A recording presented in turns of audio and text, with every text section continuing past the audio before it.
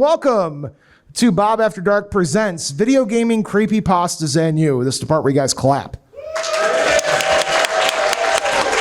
All right, so before we start anything, I just want to say something real fast, and it is I do about 30 cons a year, and that was not the loudest clap I've gotten in a long time. Actually, Denver, Colorado, when I was at like NDK a couple months ago, they were screaming. So I think you guys could get a little louder than that. So listen, folks, I have a room in the Gaylord here in the atrium, so I hear the MAGFest roar all the time. So I expect the best out of all of you tonight. Let's just start the panel. All right, so real quick, let me just give you guys a quick disclaimer. This panel may include graphic content, disturbing imagery to some, flashing lights, and mentions of hyper-realistic blood. Viewer discretion is advised. So this means that I am probably going to ruin some of your childhood video games, like childhood favorite video games throughout like your time. If that's the case, I'm kind of sorry, but I'm not really. But I'm still going to throw out a trigger warning nonetheless because I do care and love about you guys. There might be some strange topics that come up. If you need to excuse yourself, I don't blame you. The back door is open for you guys, and just know that like I care about your well-being. So this is just a general warning for everybody. So let's start with who am I? Who am I? That's a good question. But who are any of us, Bob? Who am I? What was that, Austin?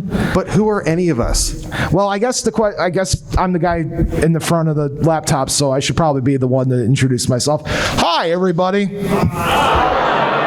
My name's Bob. I host a paranormal podcast for my day job and my living. It's called Bob After Dark. I talk about everything legends, lore, and the supernatural, things that go bump in the night, lights in the sky, weird cryptid stories, and I like to throw in a little sense of humor there. I travel all over the world in search of the truth. That's kind of the world unseen. Basically what that means is anything weird and unusual maybe about the world, I'm probably the guy to go and investigate it. I do paranormal investigations, I cryptid hunt, I hang out with your local witch covens, and I also really like pasta.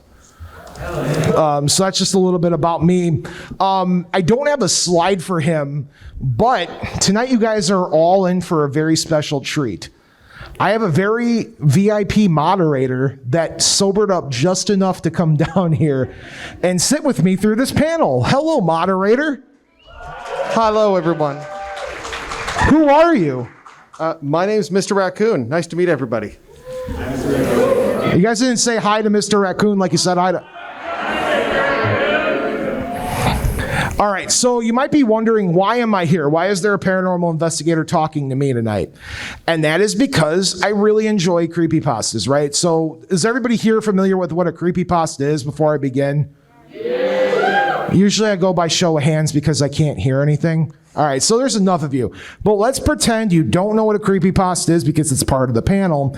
A creepypasta is a horror-based legend that's passed around the internet, and it's usually changed about 14 times over, kind of like that, ancestral ghost story that you hear about as a kid. But the creepypastas passed around online. Some of the more popular ones include Slender Man, Jeff the Killer, the Back Rooms is a really popular one. Well, we're not talking about any of that because we're at MAGFest. We're going to be talking about video games. In the realm of what I do, right, I look at a lot of spooky and paranormal stories. It's kind of what I do on my normal day-to-day. But I really like creepypastas because it's kind of like that. It's kind of like that story that we have that's going to be passed down, and I feel like in 5-10 years' time, people are going to be making almost a tulpa effect. And when I say tulpa, does everybody know what I'm talking about? If not, a couple people. Realistically, the idea of a tulpa is that if you put enough energy and the thought behind it, you're going to start believing in the things that you see, and it's almost like you create the world around you. So I feel like even in the sense of things that get passed around enough, you'll be able to, that's going to be kind of the new paranormal stories. That's like the ghost story in 5-10 years, right? Our, next generation past us, they're going to be like, oh, I had a dream that Slender Man made an appearance in my bedroom, kind of like how we have, Mothman or Beast of Bray Road or whatever it might be. Austin, what is your background in the paranormal and or creepypastas? I'm very skeptical. That's good. And honestly, that's most of my background. My only, thank you. I always call myself a very supportive skeptic. And that's always a position I've taken. And even when I became friends with Bob, Yes. I've been very supportive. And the only paranormal for me has been related to, I'm going to be honest, clowns. You might want to pull that back closer to you there, Austin. Clowns. Yeah. So other than clowns in my dreams and haunting me, no, I'm still actually skeptical of the paranormal, but I'm here to be supportive. Also, my next question is, are you familiar with what a creepypasta is? And I'm not talking about when you burn the rice-a-roni. I'm going to say I'm not a big fan of gluten, but yes, I do know what they are. What's your favorite one? Oh my gosh. Honestly, like Slender Man going into, I'm going to say the weirder bits. That's good. I'm going to say getting into the little side bits of Slender Man. I like that. Yeah. You ever watch Marble Hornets? No. Yeah, I got a couple people. Marble Hornets is awesome, guys. It's the Slender Man, but we're not talking about Slender Man tonight. Well, I want to start with you guys from the very beginning. My first creepypasta I ever really paid attention to. This was before I became a content creator and etc. This was like in my wee years of just getting into stuff that scared the crap out of me as a kid. And that is this. Enjoy.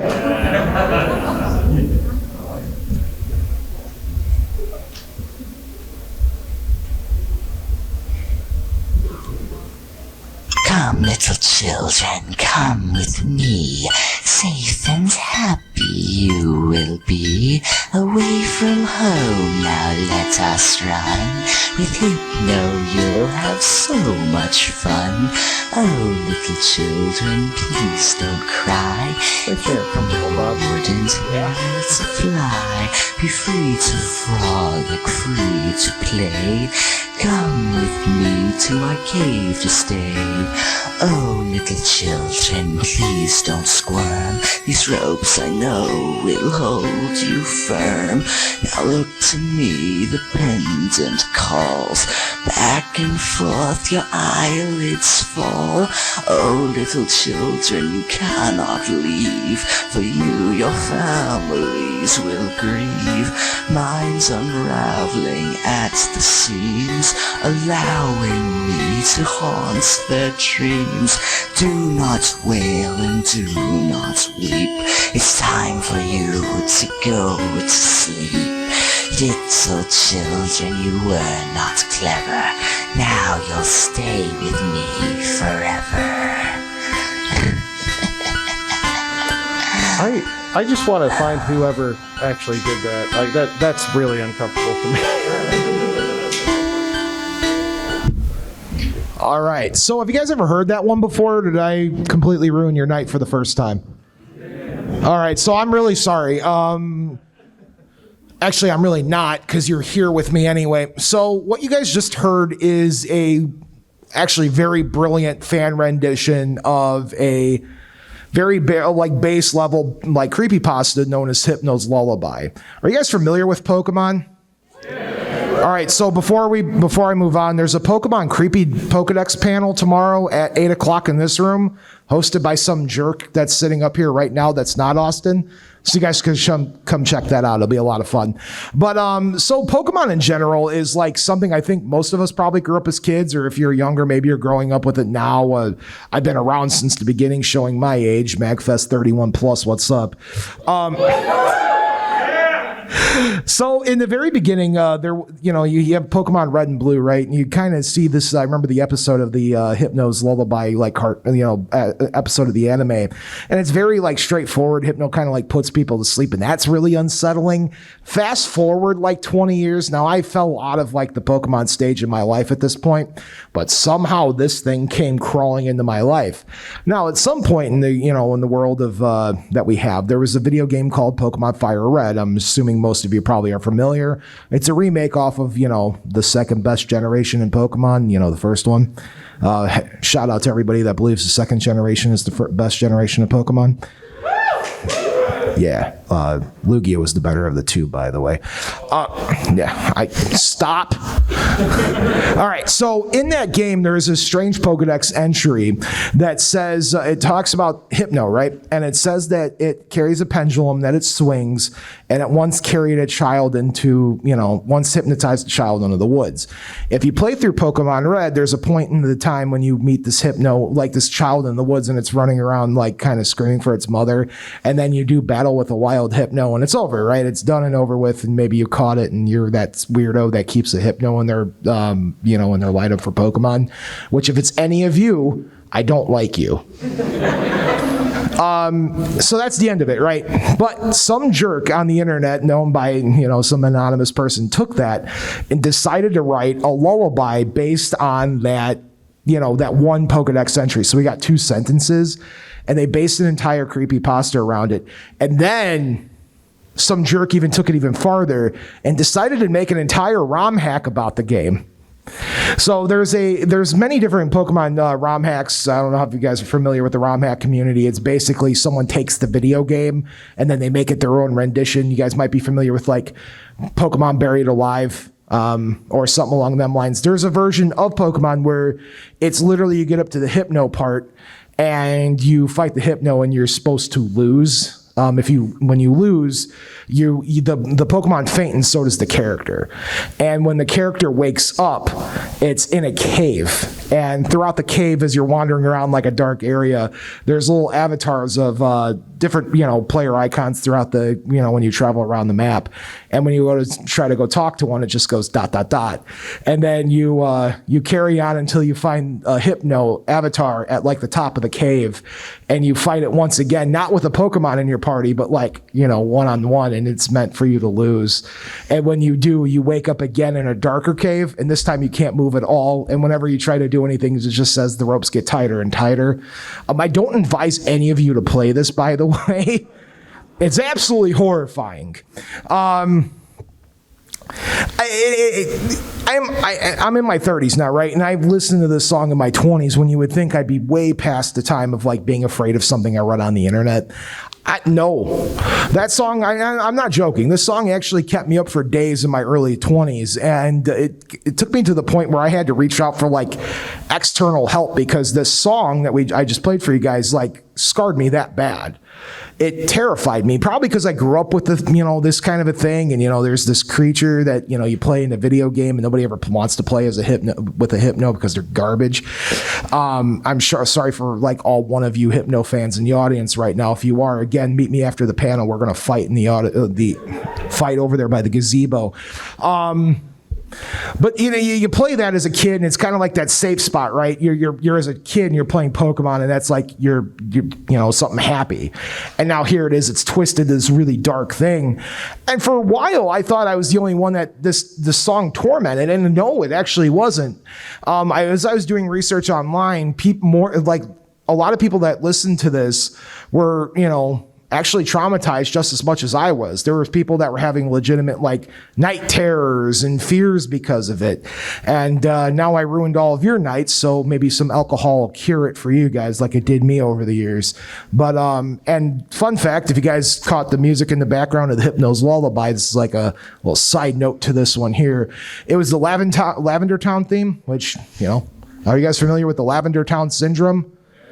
All right, for the one person that's shaking their head no in the audience, once upon a time ago, there was this myth going around that if you listen, like there was these kids that listened to like the first generation of Lavender Town, like that theme that played in the background of Hypno's lullaby, and it caused kids to like, have seizures or die. So that's a thing. Jeez. Hi, Austin. Hi. How are you feeling so far? Good. That's terrifying. Yeah, I know, right? By the way, totally bogus. Nobody actually died from listening to a Pokemon music. Thank you. And I'm also really scared that we're going to go fight by the pavilion because Hypno was part of my team. But I'll see you in the gazebo after the panel, Austin. Honestly, Bob, I'm starting to think that's why you invited me here. I needed some good looks. I'm the talker. You're the good looker. You chose wrong, but okay. All right. You guys having a good time so far? Yeah. All right, let's move on. Oh, all of you that are clapping, I'm about to ruin your night real quick.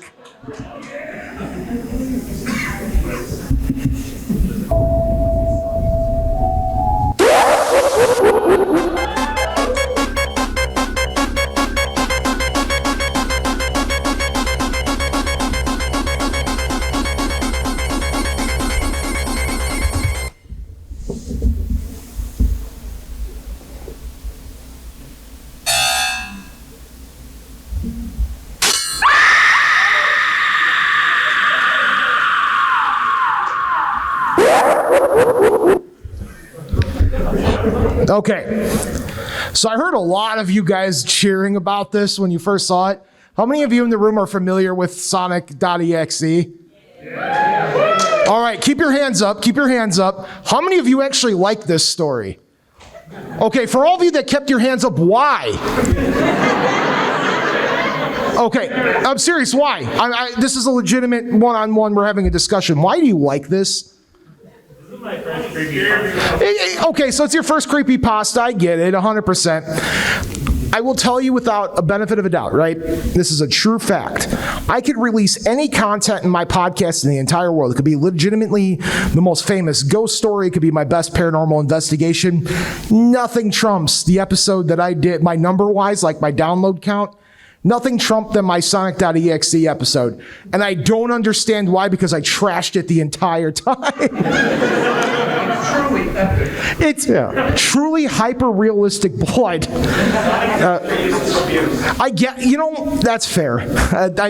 Bob, I do have one question. Yes. So, was this in the final cut of the new movie, or? I feel like it might have. Fun fact: I've never seen either movie. You guys can fight me after the panel. It never came up. I know they're actually decent. I get it. It just didn't happen for me. But I do know. I remember watching the original trailer, and people got that mad that they got to change the character model. I'm still disappointed in you, and you criticized me for Hypno. That's fine. You could yell at me because I also like the Super Mario Brothers movie like a lot. There's no shame in that. Anyway, so Sonic.exe is, I would say, by far the most famous video gaming creepypasta of all time, without a doubt. And I'm not, again, and I say this not as a joke, but I don't get it. And I'll explain why. So let me paraphrase the story for you. So Sonic.exe starts with this guy who is a big fan of Sonic the Hedgehog. And he gets a letter in the mail from his friend who's been missing for weeks. And the friend sends him this disc that says Sonic.exe. And his friend's basically writing to him in a panic saying, man, whatever you do, just destroy this disc. Don't play it. He found me. He's going to catch up to me just as much as he caught up to you. He'll catch up to you. Destroy the disc. Don't play it. Would you like to know what our protagonist of our story does immediately after getting that letter? Now for all of you guys that don't know about the story, I'm gonna give you a multiple choice, right? A, friend calls the cops and says, I heard from my friend that's missing. B, he destroys the disc. Or C, immediately plays it.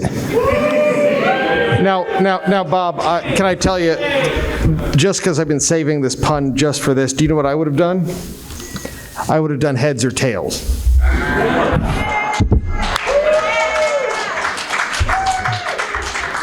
Somebody booed you.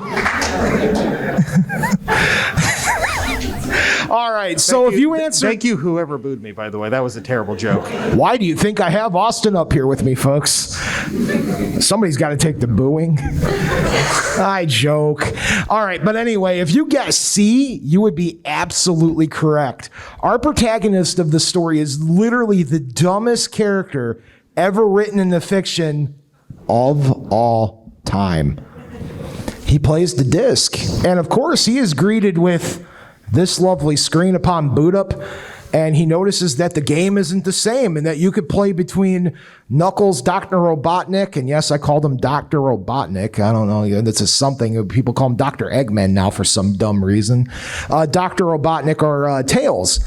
So he starts the game off with Tails, and he's playing, and he's like, oh, this must be a modded copy of Sonic the Hedgehog. Well, what gave you that idea? Because, as he's playing it, it's a glitch. Thank you, whoever said that. Jeez. So he's playing through the game, right? And he gets to this part, and Sonic, is chasing Tails around, and Tails is running around this gritty version of, Green Hill Zone 1-1. Because there's dead animals and bodies laying around and hyper-realistic blood. By the way, I don't joke when I say hyper-realistic blood. The author of the story writes that exact phrase 7 times. He doesn't describe it as just blood. No, he describes it as hyper-realistic blood. Yes, thank you. You get it. So anyway, but Kurt progresses through, and Sonic ends up catching the tails, which you guys saw in this, in the video right here. And he turns it off, right? Because when he turns it off, the Sonic, image pops up, and it starts calling him by his name. And he turns it off out of fear. All right, now you'd think that after this video game is calling out my name, and I just watched this furry animal get obliterated, maybe I would turn it off. Austin. Yeah? What do you think our protagonist did? Went and got a job and raised a family. No, he ended up playing it again because he wanted it. He's like, oh, it must have been a glitch, like someone in the audience just said a little bit ago. It must have been a glitch, right? Of course. No, he played it again. He played it again, and this time he plays as Knuckles, right? And he's running through the level, and same concept. Sonic eventually catches up to Knuckles, and this time there's a screen that pops up at the end that says, do you want to play? Name of the character Tom, by the way. There's Tom and Kyle are the two main characters in this story. Very important. Do you want to play again? Okay, so the guy turns it off because his computer's acting wonky now. And you would think, let's pretend that there's no paranormal hedgehog popping out of a computer to kill you. If there is something in your computer that's data mining your information, it is appearing on your screen and threatening to kill you, the first thing you would do is probably turn off your computer, break the disk, and move on, right? Now you guys are probably getting at where I'm coming from here, but can you guess what our hero did in the story after that? Played it again. And that's exactly what happened. Our lovely hero played the game once again, this time playing as Dr. Robotnik. And yes, again, I said Dr. Robotnik, not Eggman. Plays as Dr. Robotnik and is running through the level, eventually gets caught up by Sonic, and once again is mutilated. And at the end of the story, we find out that Sonic has been stalking him the entire time, and the story ends with him finding a weird, creepy doll on his bed, and it's absolute rubbish. Hey, Austin. Yeah. What'd you think of our story? Well, I have badly been just writing down jokes, so for this one, you're all going to have to deal with this one. He looked at the game and said, if you like it, you got to get a ring from it. That was my bad, horrible joke. Oh, that's... I know. Who booed? You can also boo my handwriting if you want to look at it too. So again, I said this. I don't joke when I say this. People love the episode I did, and all I did was trash it. But for whatever reason, people are so attached to this, and the story's okay, I guess. The protagonist is dumb. I don't have another term for it, but literally the dumbest protagonist in the story of all time. And that sets the bar very low, because any of you guys that dwell on the internet know that creepypastas have a very low bar when it comes to quality. And this thing just... there is about 14 sequels to this, probably none of them official. The second one's actually really good. So skip the first one, go read Sonic.exe 2. It explains the first one in like 3 sentences with no hyper-realistic blood. And then just go read the second one. That's kind of disappointing, actually. No, you're fine. The second one deals with like a whole cult aspect and stuff. It's really good. There's no dumb protagonist either. Really? Yeah. All right, you guys ready for a good creepypasta instead? Yeah.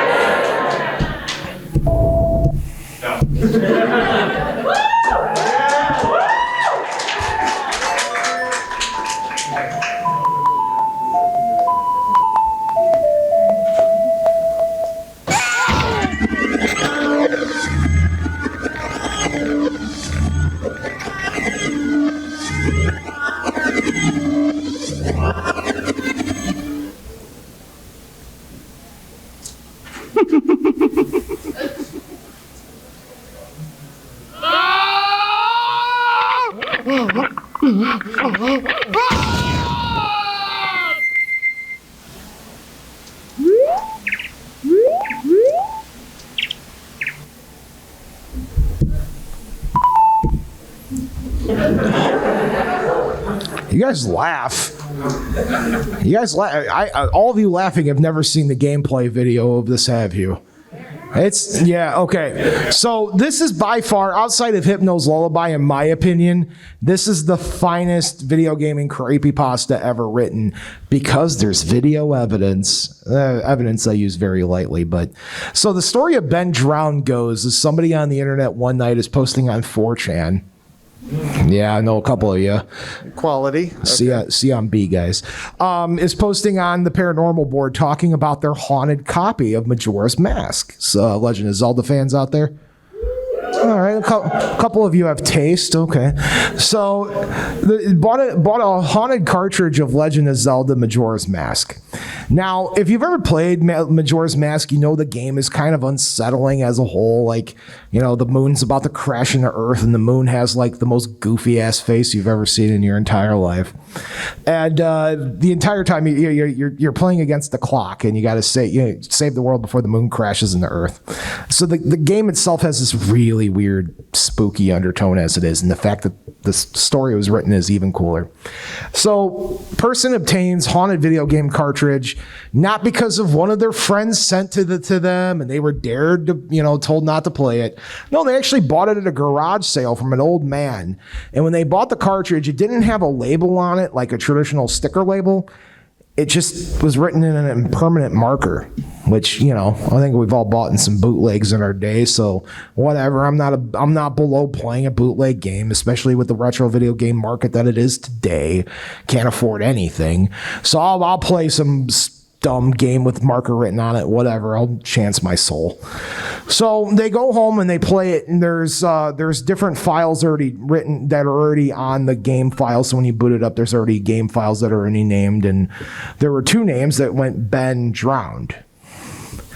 And the poster on the thread was talking about it, and people were like, well, record some video evidence. That's kind of weird, because they were saying that upon playing the game, they were being chased around by this weird statue. The statue itself didn't move, but anytime the player would turn around, they were greeted by this weird Link statue with that face. And I heard you guys all laughing at it, but can you imagine playing Majora's Mask and you just turn around and that thing's staring at you? I'll be honest, Bob, I'm really uncomfortable because I have to look at it right there. Yeah, that's what I would say the same, definitely 100%. But so the story goes that the player is ending up going through and playing this weird, creepy Majora's Mask copy where they write it in permanent marker, and they're being chased around by the statue. And everything goes completely to crap when they play the Song of Time. And you guys know, if anybody's Majora's Mask fan out there, you play the Song of Time, you're able to, do the glitch where, you can prolong the moon crashing into the earth for a little extra time, so you got time to play. Nah, the glitch knew, the game knew. And the second that he tried to play it, and you guys saw in the video, immediately lit on fire, character died, and was being chased by the statue even more, and the game was completely glitched out at this point. Now, when that happened, player had the smart idea of turning it off. And I guess to their credit, better than the Sonic.exe protagonist, instead of going directly back into the game, they went to 4chan. As one does. And so the story progresses. They get more video footage, and you can actually go on YouTube today still and watch the video footage of them playing through the Ben Drowned ROM. I'm going to call it a ROM hack because they did come out and say that the story is completely fake. Hate to break your hearts, but the entirety of the game is them playing through it, trying to unravel the mystery of who Ben is, and you find out through the story that Ben is actually the previous owner of the game's spirit that haunts the cartridge up until the point when the player is playing it. Now, I really appreciate this story, again, because I say the, evidence, but they took the time to sit down and actually, make a ROM hack for the game, playing video on it, and shot really badly on a camcorder footage. All of you that were on YouTube in 2004 know what that is like. And it's such a good, content-wise story. I recommend all of you to read it and then watch the videos associated. Austin. Hi, Bob. What'd you think? I just really want you to get that face off the screen. Okay. So we got about 15, 20 minutes to go, folks. Does anybody have any questions for me so far? Yes. What about the canonical ending of Ben Drowned, where it was just morons playing King Kong?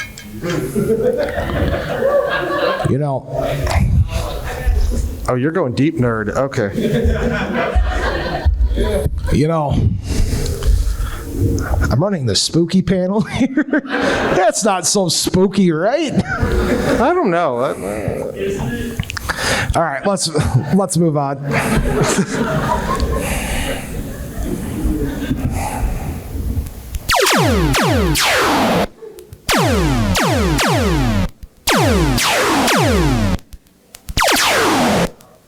Destroy it. Intruder alert, intruder alert.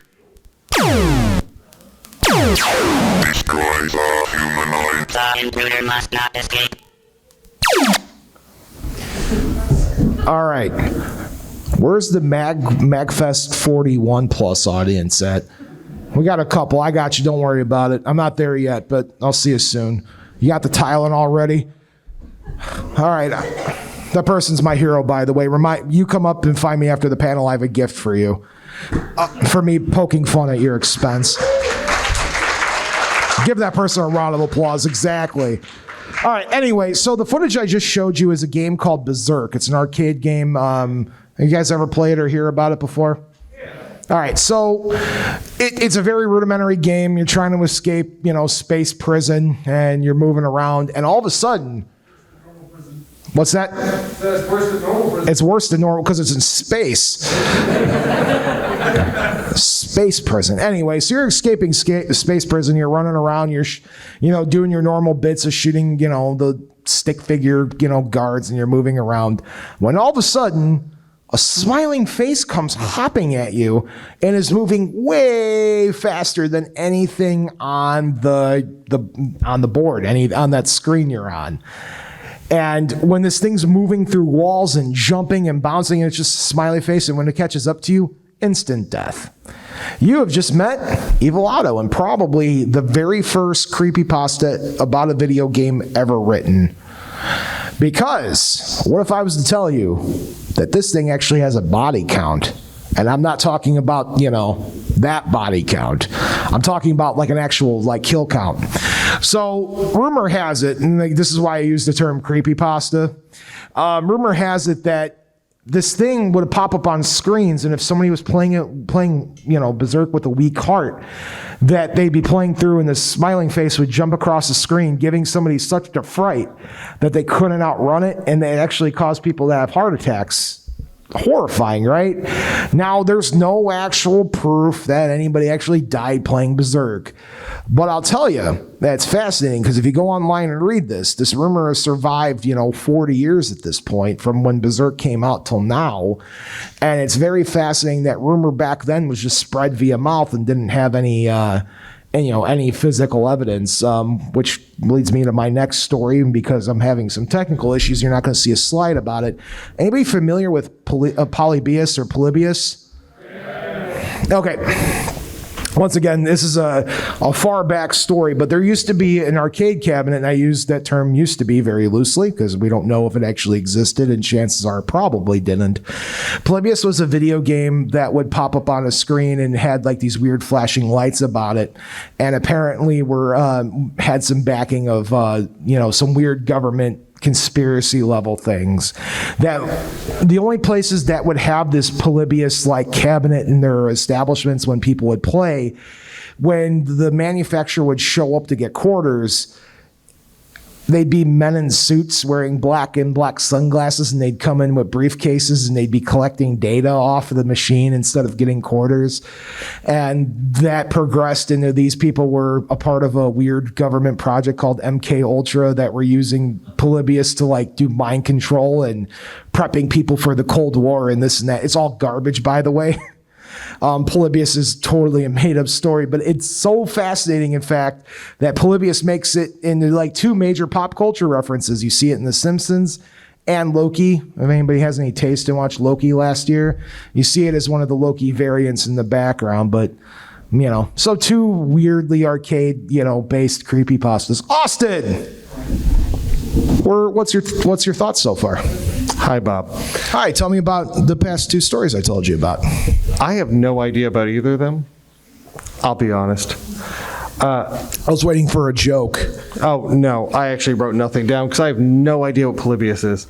I just explained it to you as a video game cabinet, arcade cabinet made once upon a time ago that apparently the government was running to collect emotions off of. Yeah, I'm sorry. Were you paying attention? Kind of. Okay, thanks, Austin. I appreciate you. You're welcome. I wish I had a better one for that, but Polybius is kind of a bad thing. Oh, hey, look at that. I got it working. Oh, okay. You guys, I'll show you guys the video real quick. So this isn't the actual footage from the original Polybius cabinet. This is a ROM that you guys can go and download on Steam right now. It's actually a lot of fun, but let me play this for you.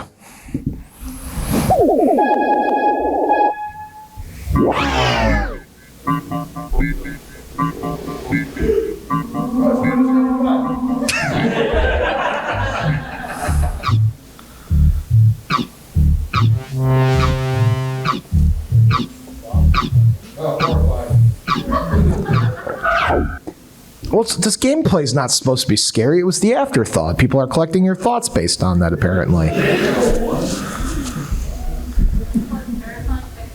What's that? Terrifying pixels. Oh, yeah, absolutely. I am kind of a little bit traumatized.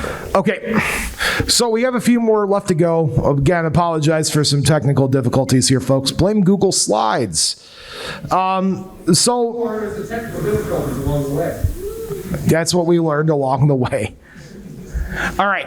Are you guys familiar with old text-based RPGs? Yeah. Do you know? Does anybody know what the game on the screen is called? Zork. Thank you. Zork is amazing, by the way. If any of you guys get a chance to play it, it's definitely freeware at this point. So you can go online and play Zork. Now, this is probably the first instance where less is more, right? And where I believe... Whereas I would say Berserk caused the first creepypasta with a weird real life twist to it, I would say this is the first time we've ever gotten a weird spooky story from a video game that people really built on, right? So if you're wandering around in the pitch black and you're moving around in Zork, eventually you may come across this weird screen, and it says it's pitch black. You are likely to be eaten by a grue. Now, I want to point out that Zork nowhere in the instruction manual explains what a grue is. It is up to you to decide what might be lurking in the dark to eat you. And since this game came out, some of the older gamer fans in the audience may know that this has been, what is a grue and what might be haunting me at night and stalking me when I'm playing through my game here. Austin, have you ever played Zork? No, absolutely not. The graphics are a little lackluster. No, and by that I mean they don't exist.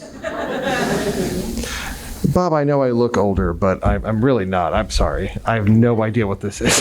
Oh, it's a text-based RPG, so there's no actual game. You type in things and the game reacts. It's like a choose your own adventure, except you got to put work into it. Bob, you've met me before. I can barely read. Let's not kid ourselves. So we're going to go through a couple more here, folks. So I got some time for a Q&A, and I got some swag to give away, too. So let's move on, shall we? You guys ever play American... I see that there's some people here with taste. You guys have won me over. It's one of my better audiences I've had in recent memory. You should all be proud of that.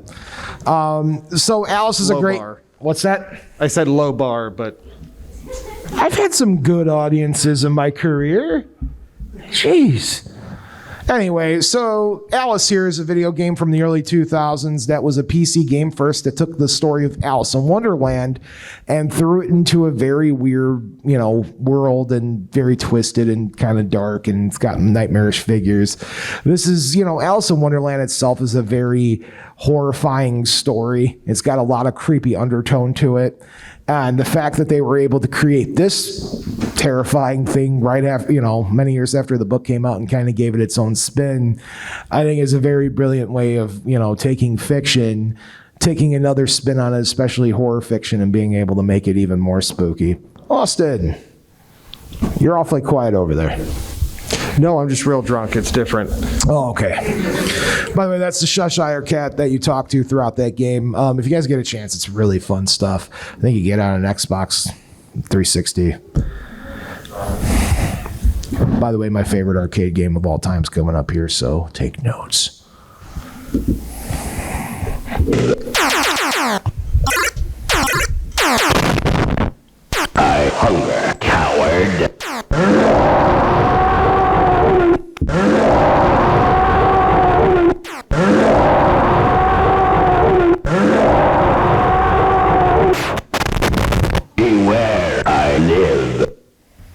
Okay, that actually just made me uncomfortable, so good job, Bob. What? Sinstar? Yeah. It's another one of those, you're playing Sinstar and it's a very, looks like your standard arcade shooter, and you start playing it and you're shooting, asteroids and ships are coming at you. And then eventually you see this giant face pop up and start screaming at you and growling at you. Bob, we've shared a hotel room before. I've seen you in the morning. Like, yeah, I got it. I'm not that bad. Yeah, bullshit. All ages panel. Apologize. Bullheck. Yes. Have you guys ever played Sinstar before? Yeah. All right, a couple people got taste. I appreciate that. Sinstar, again, I was saying it's an arcade game. It's a space shooter. You're running around, and then eventually you fight that thing. And it's this giant face in space that just screams at you throughout the game when you come across and you're supposed to fight it, and it taunts you as you play, and eventually you die and it taunts you even more. It's a pretty good game. I highly recommend it. All right, so we got a couple more to go, guys, and I'll be taking some questions and answers from the audience. All right. So over time, a lot of these early, spooky RPGs and things, of the sort, it's always that less is more, right? These days kids got there's some spooky video games out there now. Garfield's Kart Racer. What else is out there?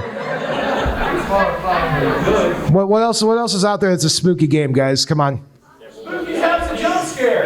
Is that an actual game? It's really good. All right. I feel like you're screwing with me, but other people are backing you up, so all right. But you got Spooky's House of Jump Scares, I guess, or I don't know, Doom's a good one still. People are spoiled these days by these spooky video games that, like, you have all these graphics, you got these, really deep immersive story. Nah, man, back in the day, these are the types of experiences you had. And because of that, you'd play through these old RPGs when you're running around a dark tunnel and something would jump out at you and you got to fight it right away. Those are the types of things that I feel like were the very building blocks that we have in, like, the video game creepypasta, like social sphere, that we even have to this day. Because back then we weren't typing these stories up online. You would tell them to your friends, or you'd pass, a floppy disk on to somebody, which, God, I just dated myself really bad. I'm going to bed right after this, after I take my Tylenol. But you'd get the freeware or the shovelware that you pass on the other friends, be like, hey, I want to see you get past the beholder and Eye of the Beholder, right? And they're like, what's the beholder? It's like, you'll find out. That right there. So the reason why I have these screen up, and even like just talking about Sinstar, it's very fascinating that we have, where creepypastas are at now, where it's some jerk sits up in the middle of the night and types up this really cool story that, you might get something really good like Ben Drown, and then you might get something like Sonic.exe. And it's very timeless. But you look at these older stuff, these older games that are, bare minimum, like video game graphics, story, whatever. And you end up with something that's passed on. I could still read about these old, RPGs that we see in gaming, or, play something like Zork, and people still wonder what a Gru is. It's even mentioned even like pop culture now. There's a SpongeBob SquarePants video game a couple years ago that came out. Maybe you've heard of it, Battle Bikini Bottom. Somebody got, anyway. So you play through it, and eventually SpongeBob, you're wandering around, you're like breaking a boundary, and SpongeBob comes on and says, I better be careful, I might get eaten by a Gru. Oh man, that stuff it's timeless. And it goes to show, I don't know how many of these, creepypastas will be timeless in, 20, 30 years from now. Some will. Sonic.exe, for whatever reason, will exist and still be popular from here until the end of time. Don't know why. Then there's other ones that are, somewhat popular that probably will get lost to time, like the Mario picture, if you guys ever played that one and you ever heard that one. I had an entire better slideshow set up, but unfortunately having tech issues. But there's a Mario one where you play it and then you beat, when you close out of the game and you read the README text on the Super Mario World, like ROM hack, and this stupid picture pops up of a screaming face. And the story goes that face is like a crime scene photo. It's totally not. It's garbage. Or you look at a story like Herobrine. I don't know. Is the person in here, by the way? Are you here? No. The guy who wrote the Herobrine like creepypasta was just in here like a little bit ago. He's not here now. Call him a jerk later if you see him. So Herobrine, have you guys played Minecraft? Yeah. All right, that's good. What did you say? What's that? It's kind of like Sim City, except a little bit more in depth. Am I dating myself by saying Sim City? God, man. I'm still young and hip, Austin, I swear. No one believes you, Bob. Man, I'm about to go play some Shufflepuck Cafe on my Apple II. Yeah, it's like, bull heck, you're going to bed. Yeah. After a couple of beers. But you look at, a story like Herobrine too, where that one, it's this character that apparently follows, the character around in the middle of the night, and the story goes that it's the ghost of the creator's like dead brother. And the creator didn't actually have a brother who died. But somehow that story got passed around online. And, the dev team behind Minecraft bought into this story so much that even to patch notes to this day, they say, fix the Herobrine glitch. I don't know, man. I'm not trying to be one of those people that are like, sometimes those older things are better than the newer things, but I don't know. It's fascinating. But then you look at something like Hypno's Lullaby, and Hypno's Lullaby is literally the most scariest thing I've ever read in my entire life. And obviously, I ruined all of your nights from it as well. Yeah, you get the idea. So, there's still good things now that I think will be timeless. You're just quiet over there. No, you're missing the word drunk, but yes. Oh, you're drunk. Oh, no. Age appropriate. Oh, you're under the influence. Yeah, that's the word we're going to use. Remember, folks, stay in your DARE classes. Okay, so I'm going to be rounding it up here in just a second, but does anybody have any questions for me? Content creation, creepypasta stuff, you can tell me I'm full of crap. Don't tell me that, I'm going to fight you. But I'll take, anybody got any questions for me? Anybody? Yeah, you over there in the green shirt. Have you heard about the Pokemon Black cartridge? Yeah. Is that's the buried alive one, right? Yes, next question. Next question. Next question? Yes.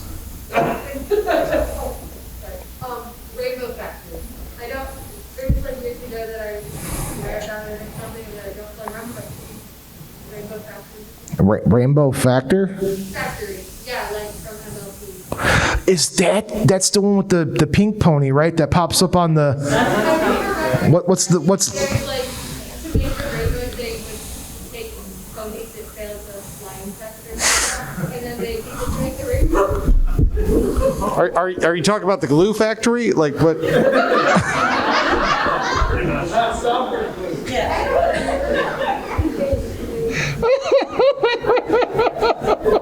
Who comes to your panels, Bob? I appreciate your question.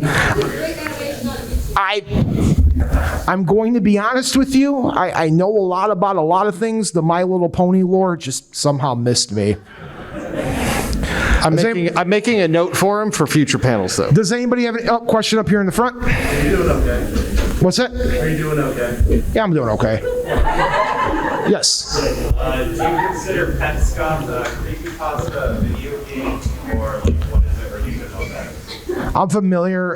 Creepypasta video game. I wonder how you would rate it. Absolutely. Now, folks, before everybody's all leaving, I'm not even done yet.